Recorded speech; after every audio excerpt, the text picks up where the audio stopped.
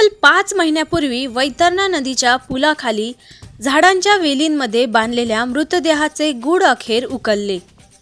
जमिनीच्या जुन्या वादातून इगतपुरी तालुक्यातील एका 31 वर्षीय तरुणाची निर्दयीपणे हत्या करण्यात आल्याचे तपासात स्पष्ट झाले असून पालघर पोलिसांनी या प्रकरणी 5 आरोपींना अटक केली आहे।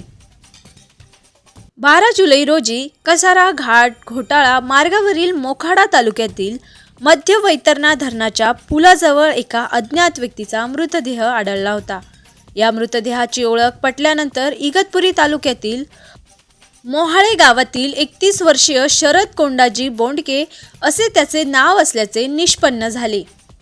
मृत शरद बोंडके याचा प्रमुख आरोपी संतोष उर्फ अरुण धात्रक याच्या समोर जमिनीच्या वादातून सतत वाद होता।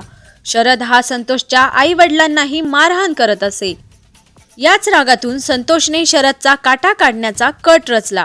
संतोषने शरदला दारू पिण्याच्या बहाण्याने त्र्यंबकेश्वर जवळील जांभूळपाडा या निर्जन स्थळी नेले।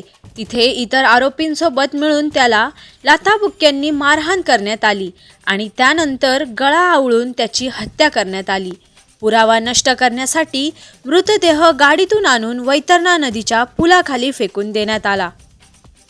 पालघर पोलीस अधीक्षक यतीश देशमुख यांच्या मार्गदर्शनाखाली स्थानिक गुन्हे शाखेच्या पथकाने तांत्रिक माहितीच्या आधारे तपास करून मुख्य आरोपी संतोष उर्फ अरुण धात्रक, शिवराम वाघ, गोकुळ बेंडकोळी, गणेश बेंडकोळी, संजय पोटकुळे या 5 जणांना अटक करण्यात आली। पालघर पोलिसांनी 5 महिन्यांच्या अथक प्रयत्नानंतर या प्रकरणाचा यशस्वीपणे छडा लावला।